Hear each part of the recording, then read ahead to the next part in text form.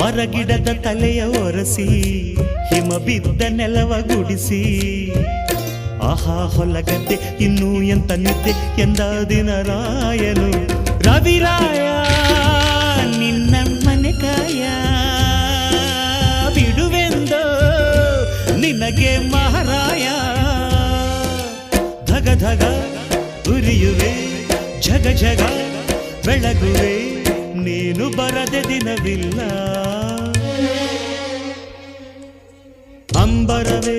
ಅಂಬರವೇರಿ ಸೂರ್ಯನು ಬಂದಾನು ಥಳ ಥಳ ಥಳ ಜಗ ಥಳ ಥಳ